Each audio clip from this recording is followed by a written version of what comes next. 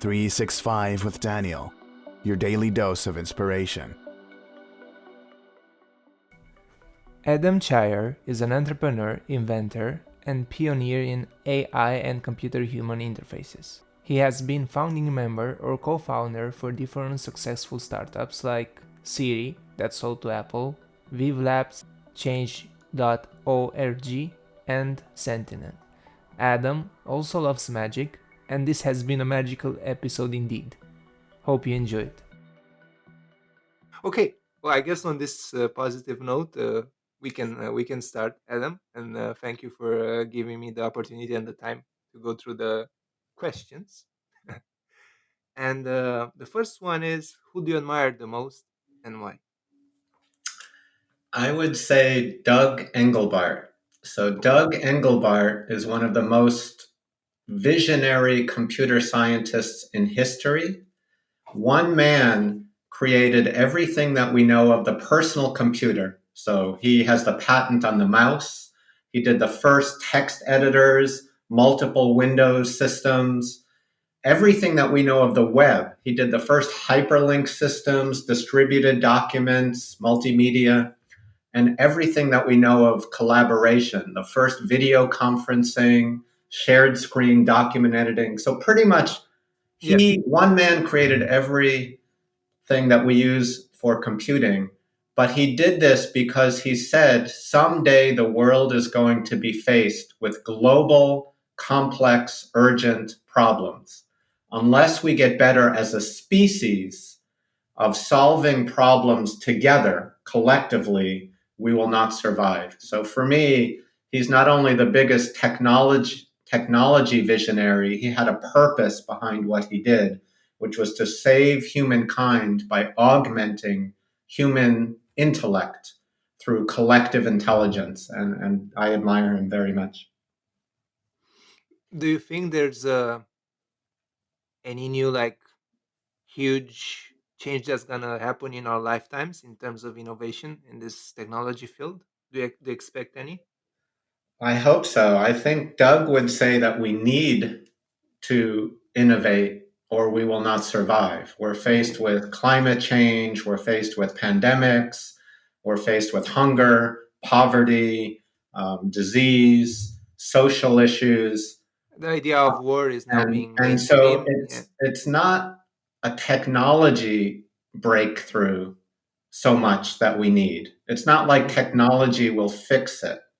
What we need is we need to change ourselves to use technology better, to be able to actually think deeper and better about these big problems. Even though he invented all of these technologies that we use today, the internet, the personal computer, etc., he would say we are still no better at solving global problems today.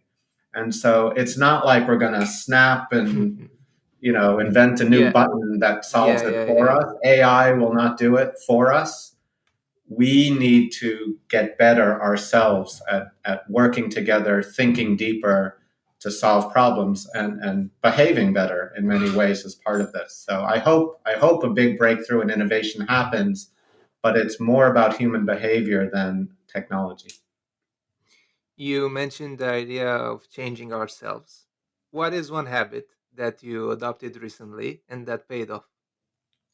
We were talking earlier, in the Yeah. past year, I decided to get more serious about my health. And so now every 5 days a week, I work out with a personal trainer, and it's body weight and cardio and push-ups and pull-ups and all of this kind of stuff. And it really is a habit. Every day I wake up 8 o'clock, I go do this no matter what. And I've seen great benefit. First of all, I'm in my mid 50s. I'm still able to do all the sports and fun things that I did when I was young. So it's held me together physically. And two, I think I look better. I feel better about how I look now at age 55 than any time in my life Hmm. before. And that's saying something, that better, better than when I was 20, better than when I was 30. I look better now than I ever have, I think. So yeah, That's it's cool. paid I off. guess it's also because like it's very clear and precise, and you also do it almost daily. So for sure, the gains should be seen faster than probably compared with the past. Yeah, I think so. It's when you have a trainer, at first I said, why am I Mm. paying someone just to go 5, 4, 3, 2, 1? I could do that myself. But when I try to go to a gym or work out by myself, my mind is weak and I make excuses. But when a trainer shows up at the door or has a meeting, there's no excuse. I have to go. And once I get Yeah. started, I do it. So for me, the biggest thing that I'm paying that trainer for is now it's a habit. Now I do it every day without excuse. And that's important. Yes. Yes. What is one moment when you felt most grateful? That's a hard one. I feel grateful much of the time. I really am feel that I'm blessed to have the gift that is life. We're here on the planet. I have no idea why I'm here, but I'm so grateful that I've been given this gift of a lifetime. So I try to practice gratefulness frequently. If I had to pick the one moment, I think I would pick probably the most difficult moment in my career.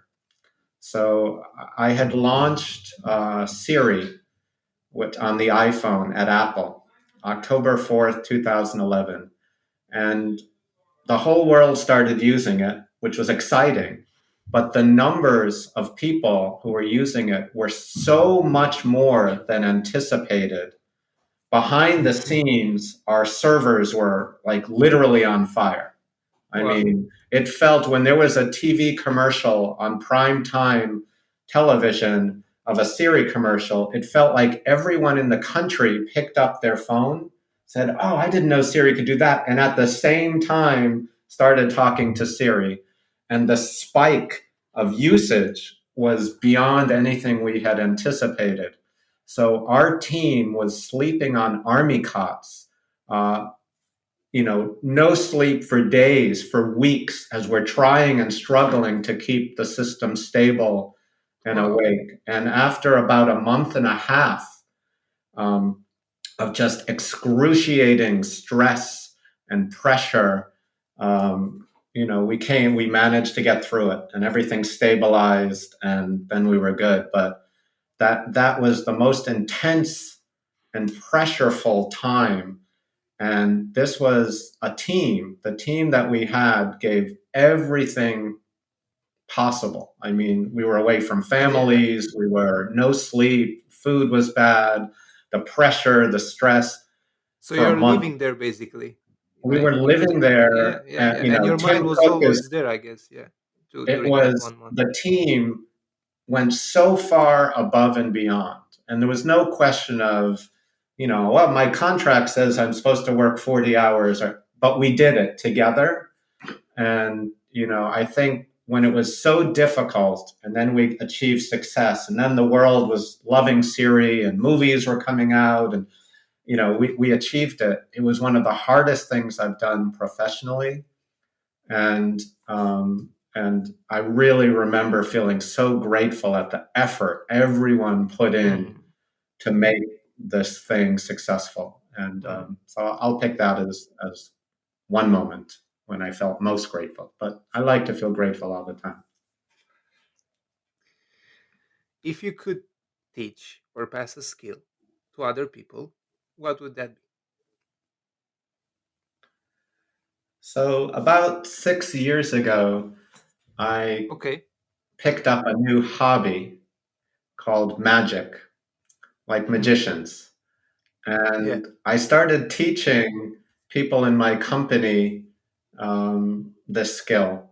And I think it's wonderful for everyone. And if there were more people who could do magic, I think it would make it a better world for others, because magic inspires wonder in people and curiosity and surprise. And I think it's a great way to be happy and to share happiness. So if more people did magic, I think more people would experience wonder. And then for yourself, it builds you great skills, teaches you public speaking, it teaches you, dexterity. And I often say entrepreneurs and magicians are exactly the same. They both imagine an impossible future that doesn't exist today, and then they work backwards to figure out the math and science to become real. A magician and an entrepreneur both imagine a desirable, impossible future and then make it happen. So I think if I spread magic to more people, it would give a sense of wonder to more, and it would create more magicians who are imagining impossible futures and then solving for them. Awesome. Awesome. What are you currently reading? I'm reading a book called Rationality by Steven Pinker.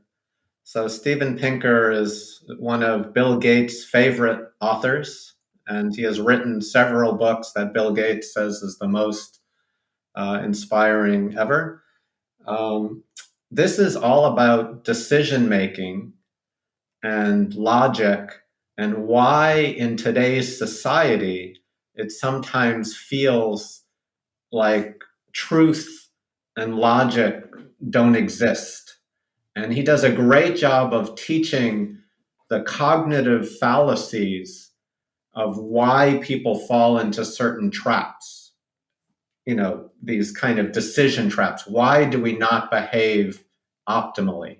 And a lot of it is just how we're wired.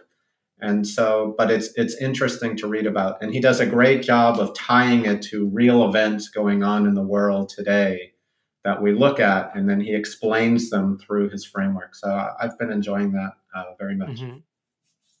It made me think a bit at the uh, Principles, I think, by Ray Dalio, with the idea of blind spots, the wired. I mean, more or less, it made me think about it. I'm definitely gonna check this book. I don't know it. Yeah, Rationality. It's very good. Okay, okay. Um, what would you put on a flyer that would be seen by entire world? Yeah, I saw your questions. I think that's one of the trickiest and most interesting questions you asked, because there's so much you want to tell the world. And I think it comes back to the word grateful that you asked about earlier. Yeah. So I would put a quote that reminds people to be more grateful. One of them that I like is something like, count your rainbows, not your thunderstorms.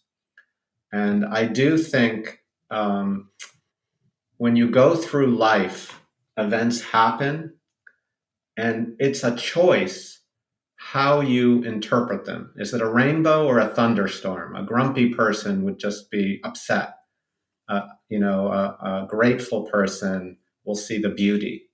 And if we realize, as I said, life is a gift, and just the fact that we are here today is a miracle, and Yeah. an not only the fact that we exist, but here we are, and this is a present. It's a gift. And I think if we carried around an appreciation of being grateful a little bit more, of having that perspective, I think everything else would be better. I like the idea of gift and storm, and I guess like when we go through storms, we can ask like, what's the gift in this storm? Maybe Yeah, there is one. Yeah, that's for right. sure. Cool, cool. Here's a fun one. Who is your favorite cartoon character and why?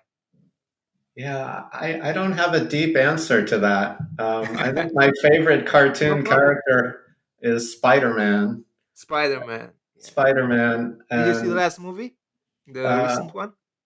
there's so many I didn't. I've seen a few, so I don't think Okay. I've seen the last one. Yeah, yeah, yeah, And I'm not a big comic book or yeah. cartoon fan, but growing up, when I would read comic books, there were all the superheroes, Superman was all powerful except for kryptonite, and Batman was the inventor. But Spider-Man, he had just the right mix. He was human.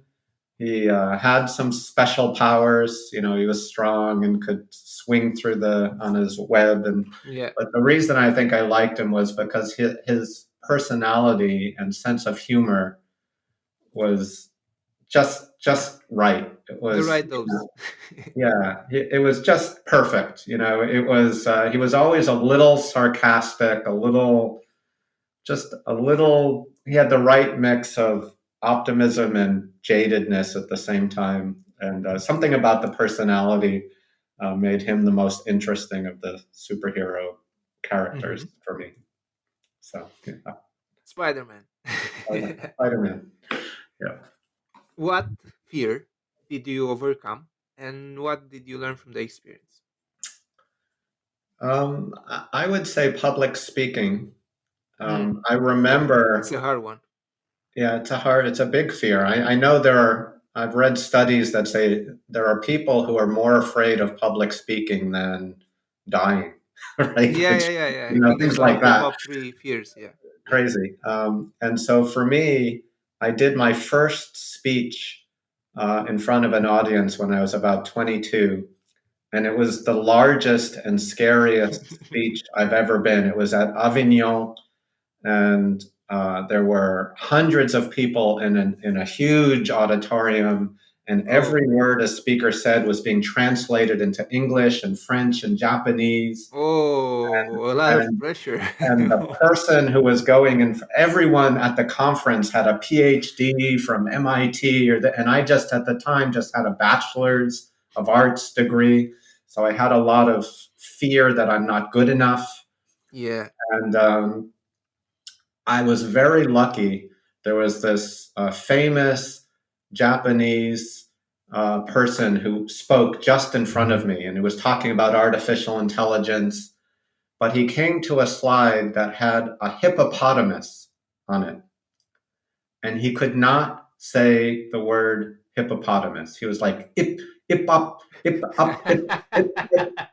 And so that that it was probably not a good moment for him, but But it it was was good for you. exactly what I needed, because I strode out onto that stage thinking I may not have a PhD from MIT, but at least I know how to say hippopotamus. And with that You lucky showed them. moment, I got through my presentation. And after that, nothing seems scary for public speaking, because everything wasn't as big, as grandiose as this giant conference. So, and I did that. So it served me so well for the rest of my life. Now I talk to people all the time, even through magic or whatever, but it's given me so much. And I think I learned that I'm enough, I'm okay, I can do this. And that one time helped me for the rest of my career. That's cool. That's cool. I didn't have many occasions to do this, but every single time I still feel my heart. We'll see. Probably it's gonna chill down as I get older. Maybe. Yeah. If you could meet one person that you haven't met, who would it be? Why and what would you discuss about? I'm going to give you two quick ones. I had a difficult time. So, in technology, I'm lucky to have met many, many people. I've met Yeah. almost all of my heroes and people who I'm interested in knowing, and I've talked with them. The one person I have not yet met is Bill Gates. And he's so interesting in many ways. One is he's been relevant in technology for decades and decades and decades. Microsoft, was a powerhouse in 1980, and it's a powerhouse in 2022. Right? It's incredible, and he created that, and So I would talk about his lessons and just on how to be relevant in technology for decades and decades. But he also is a big philanthropist, and is trying to solve many of the world's biggest problems, malaria and disease, sanitary issues with, having toilets that work. Well, today we have that everywhere. Well, not everywhere. There are huge amounts of people who do not have sanitary living conditions, things like that. So he's working on solving big humanity issues, and I would talk to him about that. The other person I would mention is a basketball player, Reggie Miller. This would be the fun one. I say he's the person I would most like to have dinner with. I grew up loving basketball. I got to watch Larry Bird and Magic Johnson and Michael Jordan.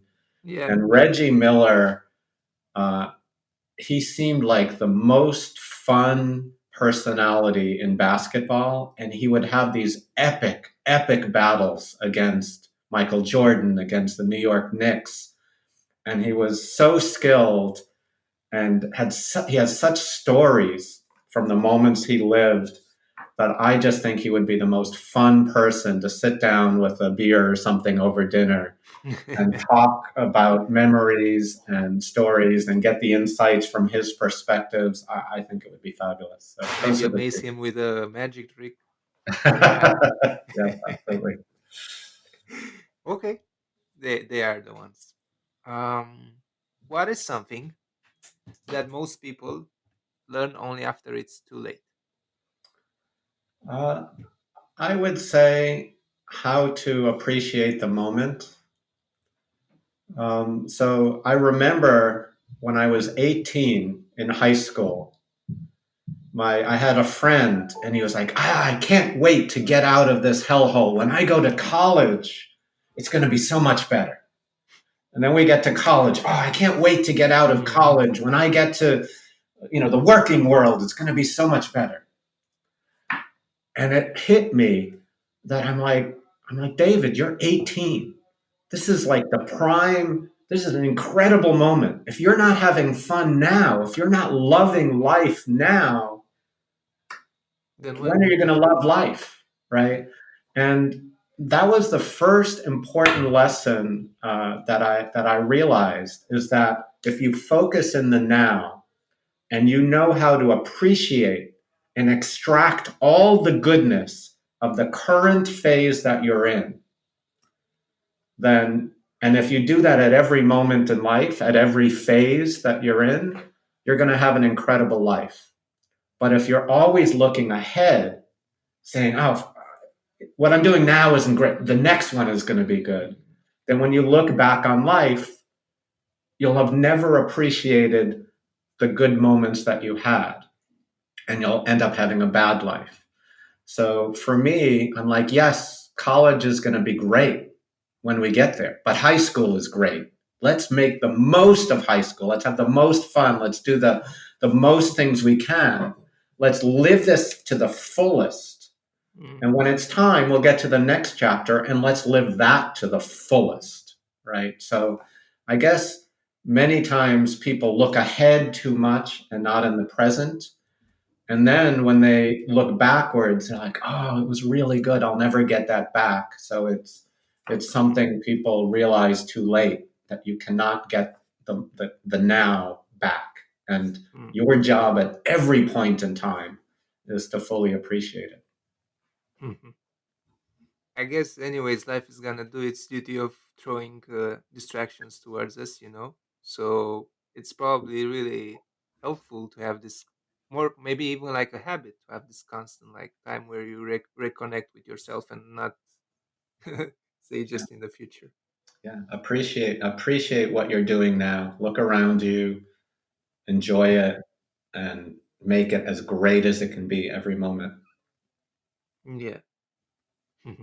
Deep. Mhm.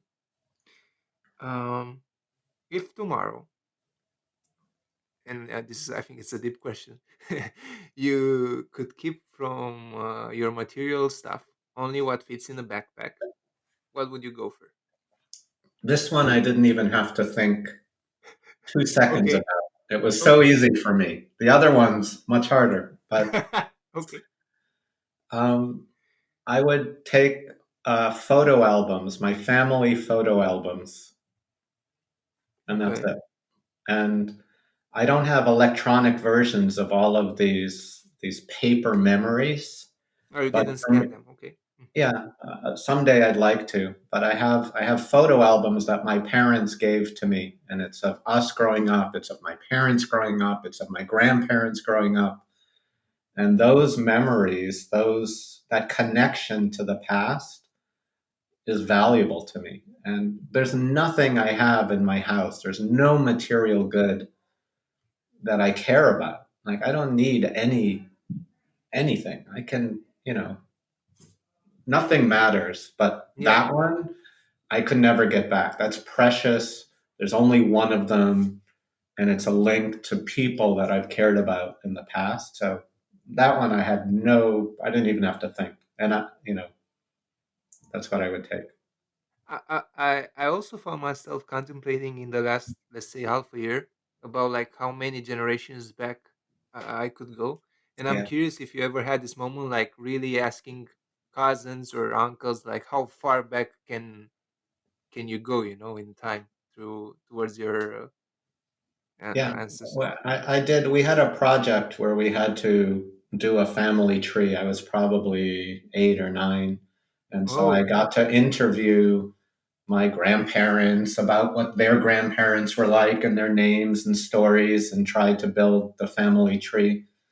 that's a Um, cool memory. but yeah, but I don't, and I had a big project about it, which is lost in history. Oh, And so I have some of it, but I had mm, all of these stories and I don't have that yeah. anymore. So I would take my family album with me. Okay, okay.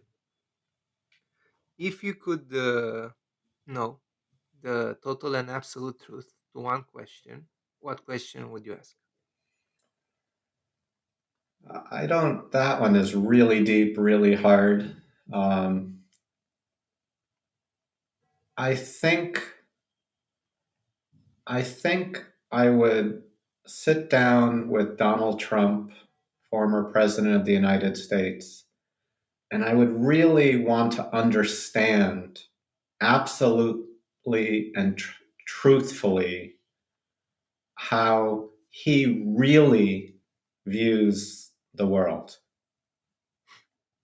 Um, I have questions. I'm like, many times I have a hard time explaining the motivations for what he does. I ask myself, does he believe this? Does he desire this? Is he lying on purpose sometimes? Is he fooled himself? I just don't understand the true inner thoughts and emotions of this person because I think there's so many layers above him Yeah, and it's complicated and so I would it would because he has such impact on the world. I would like to understand his truth, the truth he doesn't tell anyone else. And I can guess some, but I would like to yeah. know. That's his Who is he? perspective. Who is he? Who Yeah, is who is he? Why is he? How does he see things in the world truthfully? I would like to know his innermost thoughts and motivations, and because I think it would help me understand a lot more about the world. we should ask him these questions. Yeah, yeah. Please get him on the. I would love to get him on your show and answer these questions. Yeah, maybe if it doesn't go publicly, who knows? He would say yes. Yeah. Uh, what do you do when you can't focus? Uh, that one for me is pretty easy. I go for a walk Okay. outside. There's something about the air that Hmm. breathe and it's better if you can go find some nice redwood trees to walk under. Like there's something about oxygen of trees and The sunlight. your Yeah, heart going and yeah. sun. Yeah, just it all cobwebs fly away when you're taking a hike under redwood trees, maybe with a friend, and your mind can wander and when you come back, I think you'll just be a sharper, clearer version of yourself. Okay. What's a belief that you hold which many people disagree with? So I'm going to go back to my professional work. So Yes. I've worked on, SIRI, which sold to Apple and is the voice assistant. And then I did a company called Viv Labs, which I sold to Samsung, and we have on hundreds of millions of devices. My first version of a Siri like voice assistant was in 1993. Wow. This is before I saw my first web browser, which was 1994. I was born in 1993, so that's a Yeah, long time ago. yeah. So since the day that you were born, I've been dreaming of a future where basically the web and the internet was not a browser, but would be an assistant. I thought everyone would have an assistant, and you could just say, I want to know this or I want to do that. And Mm, the assistant would know where all the content and services around the world were. It yeah, would and break your request into subtasks, route it to the right machines, uh, interact with the user, show them the data, learn, and then help the user get the job done. So I've had a vision of one assistant to be the internet for everyone, and I've pursued that for almost 30 years. And um, I don't think this is in the voice space. I do not think many people share this vision. There's an opposing view that every every website or every app should have a voice interface, and we should have 1,000 assistants or 10,000 assistants, right? So it's a very different view. One assistant who I know and trust, who mm, helps me deal with all the content and services, or 10,000 assistants. On Alexa, for instance, you have an open ecosystem where developers can plug in a new skill, they call it. But you have to say, Alexa, ask App 7 to do Command 5. There's 100,000 different assistants. yeah. For me, I've had a different vision. I just want to have one assistant that can do things for me. It's a much simpler model. So I would pick that as a belief. And over my career, many people have had different views, and very few share Mm, this particular view. But I keep holding on to it. I think it will be better. okay. Last one. Is there any exact method that leads us to what we want or dream about? Yes, there is. Yeah. Uh, I have a tool, and I'm going to share with you my greatest secret. Mm, This is a method that I've used since about 21 that has brought to me everything that I've desired, everything. okay. And I call it verbally stated goal, Okay. VSG. So here's how it works. Life is short. Um, our obligation is to make the most of it, right? That's why we are here. It's a gift, and we need to not waste it. So how do you do that? Well, I've given you hints already. You need to focus on the moment and try to make the most out of the moment. Enjoy it, be happy, be fulfilled. And if you're happy with where you are and what you're doing, stretch that out as long as possible, because it's going to change. Life is like a book that has chapters, and maybe you change jobs, or maybe you get married or have a child, or you will be a different person some years from now than you are today. So there are these chapter changes.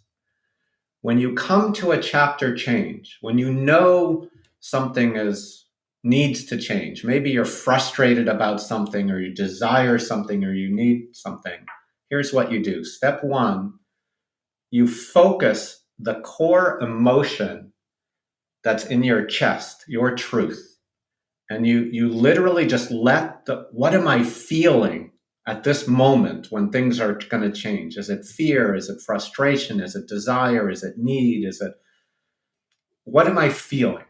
And just let it boil into your chest for a while. Step one. Step two, turn it into words that capture that emotion. And it should be a mission statement. Every word is important. You need Like a to mantra? it's like a mantra. I call it a goal, like a goal. And you say, I am going to do this.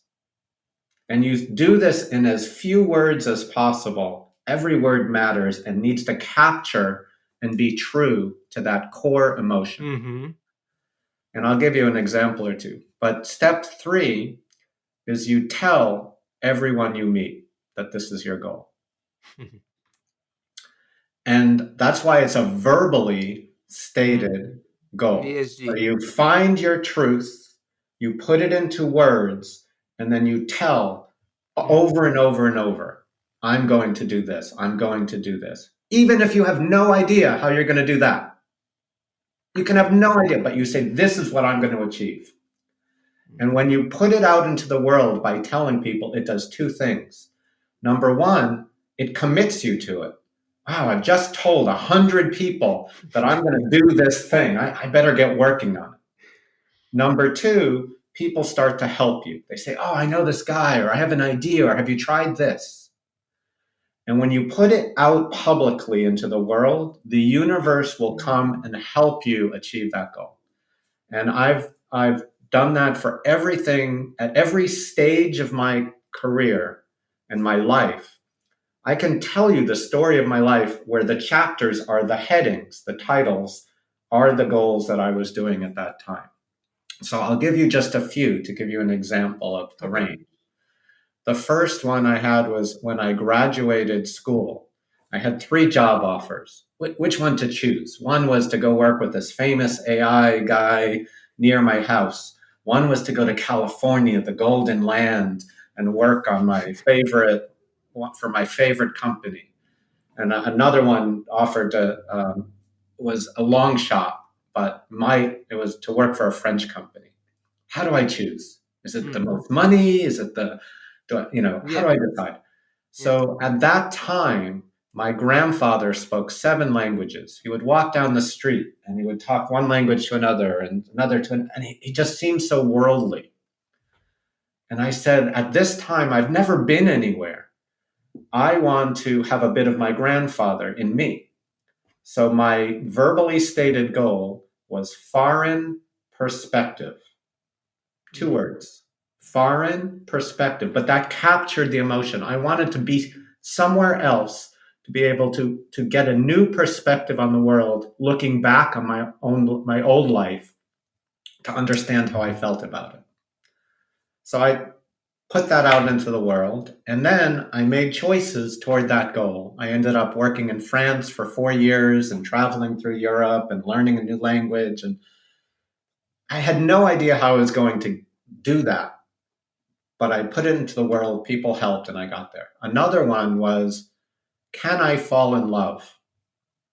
Very different.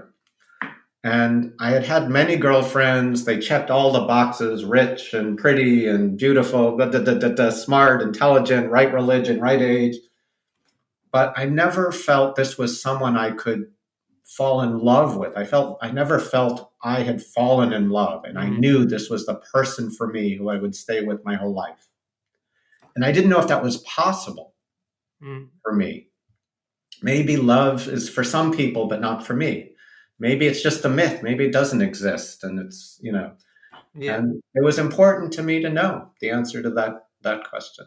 And but by making that a goal, that I was curious and needed to explore that, I went down paths that I might not have gone on otherwise. And I found that the woman who I never would have designed on paper with all the right things, but we're still married today, 24 years later. Amazing. And there's one. And the most important goal, the last one I'll give you, was I was working at a job and I was frustrated. I felt stifled. I had all these ideas, but politics kept them. Oh no, we can't do that. We can't do that. So stifled. And I felt what we were working on would not get out and be useful and impactful for users. So my verbally stated goal for 2007 was 5 projects that can impact users in 2007. 5 projects, create that can impact users. That's how I'm going to define the metric. Are they good? Will it impact a lot of people in 2007? And then the part B was in 2008, one major, one minor. So after I've created 5 projects and prototypes, take the best 2 and start them as companies and take them out into the world. So I actually started 3 companies at the same time. SIRI, which sold to Apple and is now the voice assistant people know. Sentient was one of the most important machine learning pioneer companies in 2007. So now machine learning at scale, neural networks. We were among the first to do it with a million CPUs and GPUs.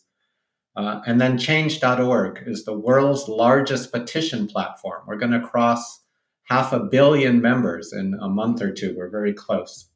Congrats. So the idea is, this was something I had never started a company in my life. I'm in my 40s. And because I felt stifled and what I'm working on isn't going to do anything, that goal changed everything. So who I'm with, where I live, who I am, any career successes, everything I've done comes from verbally stated goals by focusing on what's important to you, putting it into words and telling people. So that's for me the exact method that will get you to what you want and dream about. It's your commitment, it's putting it out into the world. And everything that I have that I'm proud of came from that. Amazing.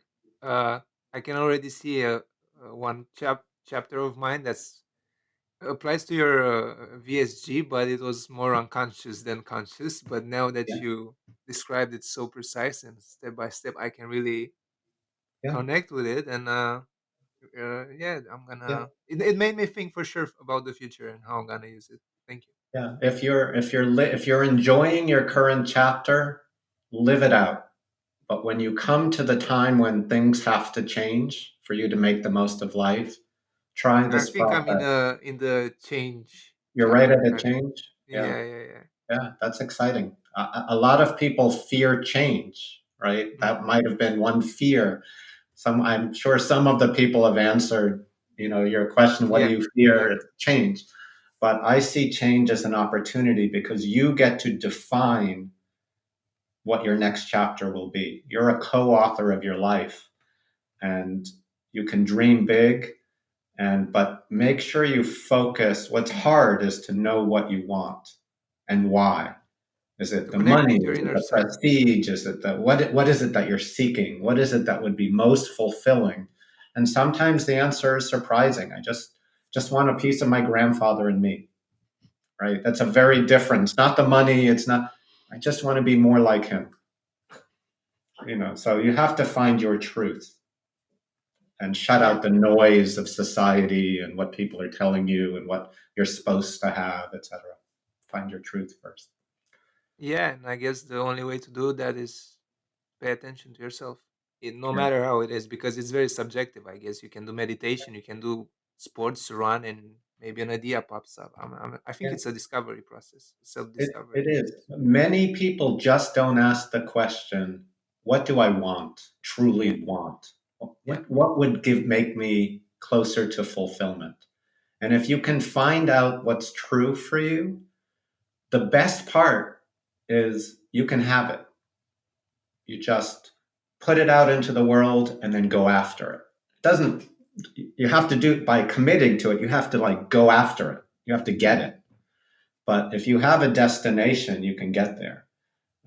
But figuring out what is it, just asking the question, what brings me to fulfillment? What do I need right now at this point in my life? That can be such an important thing. Amazing. Thank you, Adam. We're done with the questions. All right. Thank you, Daniel. This was fun. We reached the end of the episode. Our host Daniel is always searching for new guests.